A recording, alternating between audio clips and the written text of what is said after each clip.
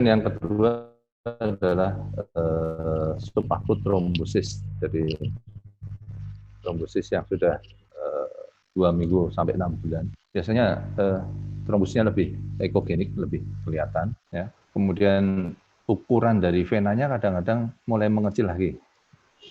Jadi karena ada retraksi dan adanya mungkin lisis kalau dikasih obat-obatan ya, sehingga ukurannya mulai berkurang.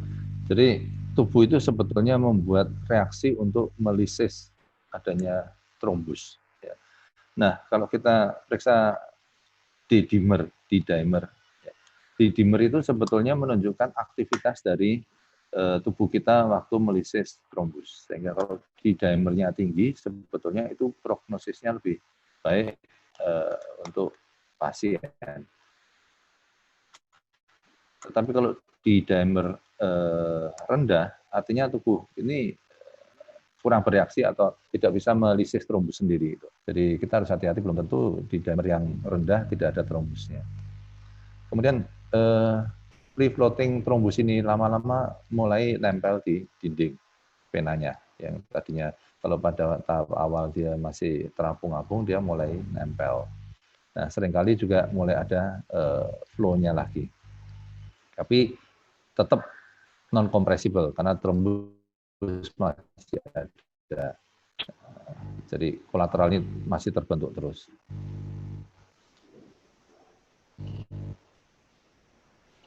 Nah,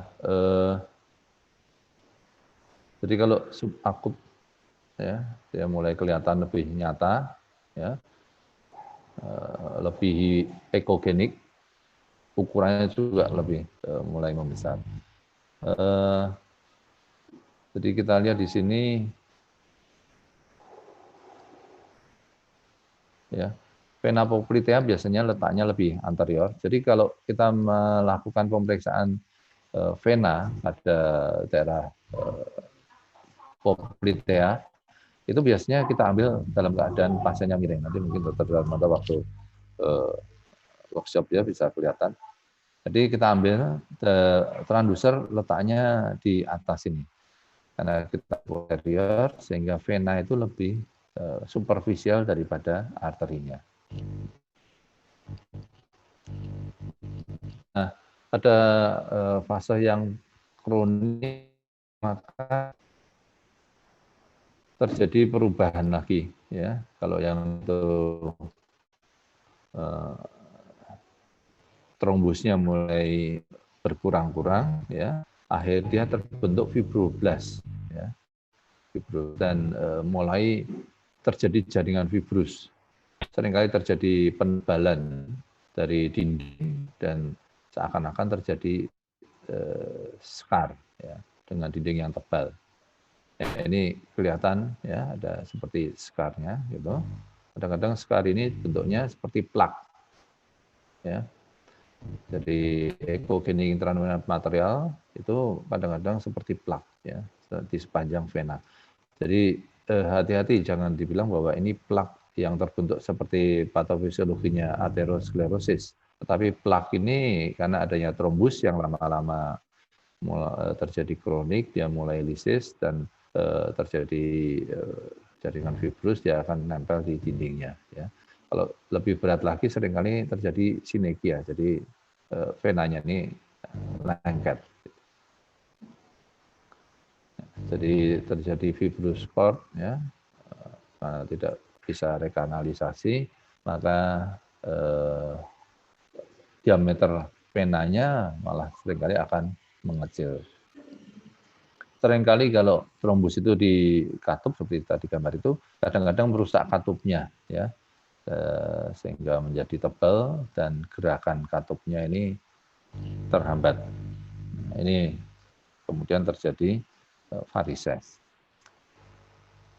Nah, seringkali pitfall yang kita harus perhatikan kalau kita melakukan pemeriksaan DVT. Yang pertama itu kontras dari artefak. Ya. Kalau aliran darahnya itu lambat, slow flow, ya, seakan-akan ada trombusnya. Jadi kita harus mengatur gain-nya. Kita lihat alirannya lambat itu kelihatan seperti ada putih-putih gitu, ya, menimbulkan trombus. Nah, juga penebalan dari katup, ya, seringkali kita salah. Pada beberapa tempat di mana di situ ada katup, kalau kita lakukan kompresi, maka sering diameternya tidak kolaps total, tidak press total. Ya. Kita harus hati-hati, kita lihat lagi dengan teliti, diatur gennya lagi, apakah ini bukan katup. Ya. Kalau itu katup, berarti itu bukan katup yang menebal, pasti bukan trombus ya. Tetapi bisa juga katupnya itu tidak bisa kolaps karena ada trombus yang mengganggu. Jadi kita mesti mengatur gennya supaya kita bisa menutup dengan lebih teliti. Ini tadi inadequate compress, bisa terlalu keras, bisa terlalu lunak ya. Kita kurang keras menekannya, bisa juga menyebabkan diagnosisnya salah. Duplikasi dari vena. Duplikasi dari vena ini seringkali yang tadi saya katakan ya. Jadi kalau vena femoral superficialis ada dua ya. Kalau kita hanya menilai satu aja yang bersih gitu, nah mungkin trombnya di vena yang satunya. Ya. Jadi kita harus perhatikan kalau ada duplikasi vena, jangan sampai kita tidak menilai yang satunya, dua-duanya harus kita nilai.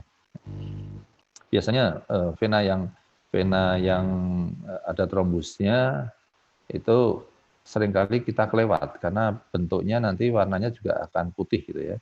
Tetapi kita harus perhatikan kalau vena femoral ini kita nilai dan ternyata ukurannya relatif kecil, kita harus memikirkan bahwa ada duplikasi, ada dua vena femoralis.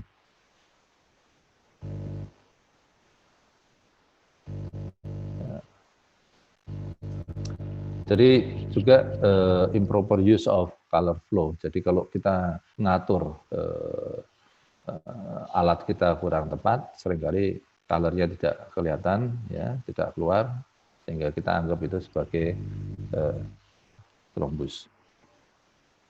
Seringkali kalau sudah kronik, distensi dari venanya sudah tidak bagus, ya, vena kecil, kadang-kadang kita anggap oh itu normal, jadi kita harus hati-hati. Nah ini misidentifikasi vena profunda dan vena superficial. Kalau kakinya itu sudah bengkak sekali, sudah besar sekali, ya, kadang-kadang transducer kita yang linear itu tidak bisa tembus. Ya. Jadi kita harus ngatur lagi depth-nya. Depth-nya harus diatur supaya bisa sampai ke vena yang kita kehendaki. Kadang-kadang kita melihat bentuk yang bulat, hitam gitu ya. Kita anggap itu sudah vena profunda, tapi ternyata dia masih vena superficialis karena saking udim yang sangat besar sekali, seringkali kita salah melihat. Ini biasanya terutama di daerah kruris. Ya. Kalau di daerah femur kadang-kadang kita masih bisa kira-kira, tetapi femur pun kalau sudah terlalu besar, seringkali kita tidak bisa melihat dengan baik. Makanya kita harus selalu nyalakan color-nya, ya. Kalau kita sudah grayscale, kita lihat struktur vena, kita nyalakan color-nya, kita lihat di sebelahnya ada arterinya enggak. Kalau ada arterinya berarti kita sudah menilai vena yang profunda. Tetapi kalau sebelahnya tidak ada color dari arteri berarti kita masih di superficialnya. Infeksi selulitis superficial thromboplebitis juga seringkali mirip dengan DVT ya. Tetapi biasanya selulitis maupun selulitis ini biasanya panas, lebih panas ya. Pasiennya biasanya kita tanya yang terasa panas sekali, itu dia kerasa. Kalau DVT kadang-kadang sering pasien biasanya lebih, tapi kalau DVT biasanya tidak begitu sakit. Udimnya pun bentuknya berbeda ya. Karena DVT biasanya mengkilat gitu ya. Jadi kalau udimnya tidak mengkilat, kita juga kita harus hati-hati. Jadi secara klinis pun sebetulnya ya. Saya kira itu tambahannya yang tadi terputus. Terima kasih atas perhatiannya. Saya kembalikan ke Dr. Foni. Bentar ya, ini kok belum bisa dipateni. Ya, terima kasih kepada Dr. Gunawan atas presentasinya. Kemudian kita masuk ke live demo dari Dr.